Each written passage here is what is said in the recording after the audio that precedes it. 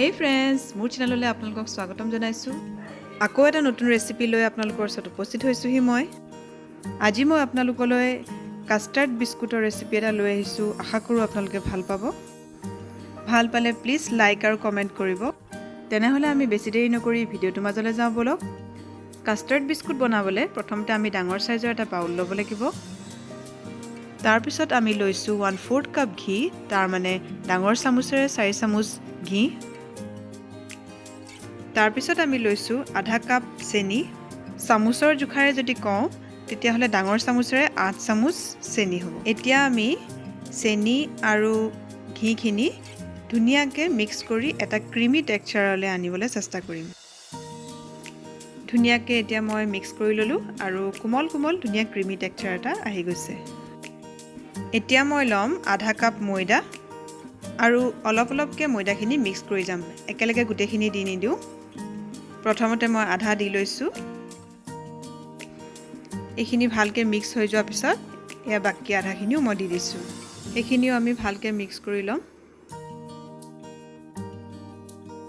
এতিয়া মই আধা কাপতকৈ অলপমান কম কাষ্টাৰ্ড পাউডাৰ লৈছো আৰু সেইখিনিও ভালকৈ বাকিখিনিৰ লগত মিক্স কৰি ল'ম।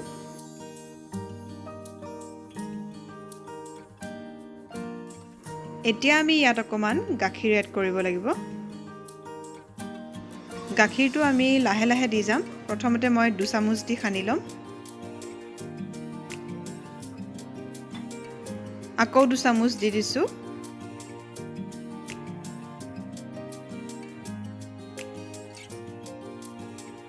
যিহেতু আমাৰ হুইস্কাৰখনত এতিয়া অলপ লাগি ধৰিছে, আমি হেতা বা চামুচ এখন ল'ব লাগিব লৰাবলৈ। আৰু আমি যিমান দেৰি পাৰো হেতাখনেৰে লৰাবলৈ চেষ্টা কৰিব লাগিব, নহলে বিস্কুটৰ যিটো ক্ৰাঞ্চিনেছ সেইটো নাহিব। ৰুটিৰ দৰে মুঠি দিলে বিস্কুটটো খাবলৈ ভাল নহ'ব, কোমল কোমল হ'ব, যিহেতু গ্লুটেন ফৰ্ম হৈ যাব। মই এনেকুৱা সৰু চামুচ এখনেৰে 5 চামুচ গাখীৰ দিলোঁ। হেতাখনে যিমান পাৰো আমি মিক্স কৰি ললোঁ। এতিয়া আমি নমথো, জাষ্ট গোটেইখিনি কম্বাইন কৰি দিম, একলগ কৰি পেলাম গোটেইখিনি।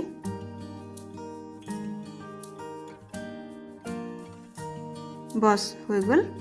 এতিয়া মন কৰিছে চাগে আপোনালোকে, মই জাষ্ট কম্বাইনহে কৰি দিছোঁ, গোটেইবোৰ একলগ কৰি পেলাইছোঁ।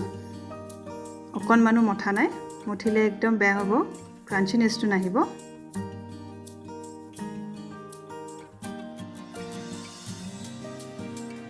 গোটেইটো আমি কৰি ল'লোঁ। এতিয়া সৰু সৰু বল বনাই ল'ম।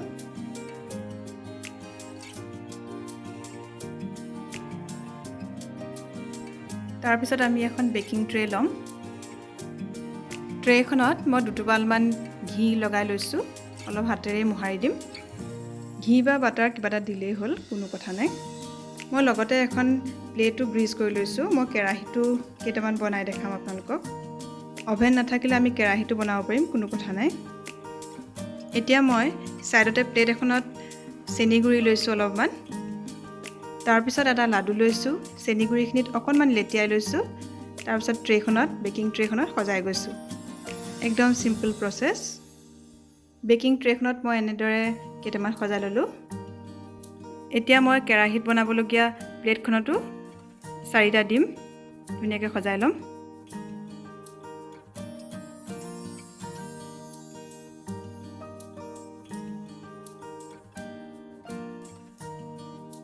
এতিয়া এই 4টা মই দিম কেৰাহীত। এতিয়া মই বিস্কুট কেইটাত এনে চুৰিখনেৰে এটা শেপ দি দিম। এটা জাষ্ট ক্ৰছ চিনটাত এটা এটা দি গৈছোঁ। কটাৰীৰে মই ধুনীয়া এটা শেপ দি দিছোঁ। ঠিক তেনেধৰণে মই ইয়াতো দি ল'ম শেপ কেইটা।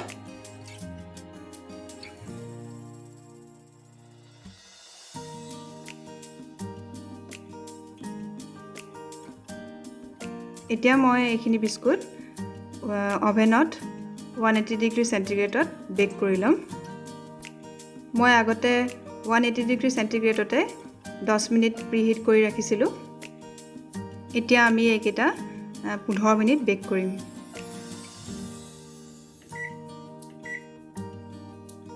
180 ডিগ্ৰী সেন্টিগ্ৰেডত।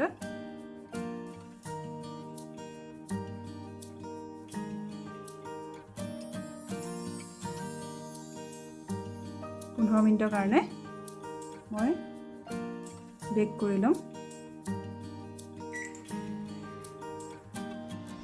তেনেহলে 15 মিনিটৰ পিছত আকৌ লগ পাই আছো আপোনালোকক। এতিয়া আনহাতে মই এখন কেৰাহী লৈছো আৰু তলতে এখন প্লেট দি লৈছো, কাৰণ ডাইৰেক্ট বিস্কুটখিনি দিলে ইয়াত জ্বলি যোৱাৰ চান্স আছে, সেয়ে তলতে মই বেলেগ প্লেট এখন দি লৈছো। তাৰ ওপৰত মই বিস্কুটৰ প্লেটখন ৰাখি দিছো। এতিয়া ইয়াৰ ওপৰত আকৌ এখন ঢাকনি দি ঢাকি দিম। এটা কথা ক'বলৈ পাহৰিছো, মই কেৰাহীখন মই 10 মিনিট প্ৰিহিট কৰি ৰাখিছিলো আৰু মাজে মাজে বিস্কুট কেইটা চাইও থাকিব লাগিব। আমাৰ অভেনত দিয়া কেইটা বিস্কুট হৈ গৈছে। এতিয়া ট্ৰেখন গৰম হৈ আছে, মই উলিয়াই আনি অকণমান ঠাণ্ডা হ'লে আপোনালোকক মই দেখাই আছো। আমাৰ বিস্কুট কেইটা অলপমান ঠাণ্ডা হৈছে।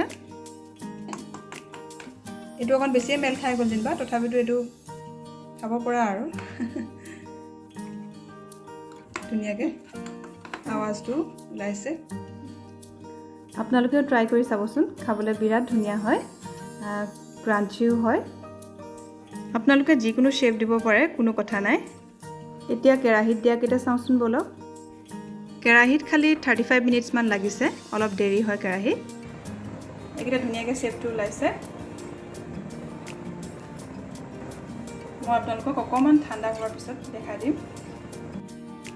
কেৰাহীত বনাওক, অভেনত বনাওক, কোনো কথা নাই, টেষ্ট কিন্তু দুইটাতে একেই, দুইটাতে খাবলৈ সোৱাদ লগা। আপোনালোকে নিশ্চয় বনাব আৰু মোক কমেণ্টত জনাবলৈ কিন্তু নাপাহৰিব। ভিডিঅ'টো যদি চাই ভাল লাগিল প্লিজ লাইক কৰি দিব আৰু আপোনজনৰ লগত শ্বেয়াৰ কৰিব, আৰু এতিয়ালৈ ছাবস্ক্ৰাইব কৰা নাই যদি প্লিজ ছাবস্ক্ৰাইব কৰি দিব। তেনেহ'লে আজিলৈ আহোঁ, আকৌ এটা নতুন ভিডিঅ' লৈ অহাৰ প্ৰতিশ্ৰুতি থাকিল। ধন্যবাদ।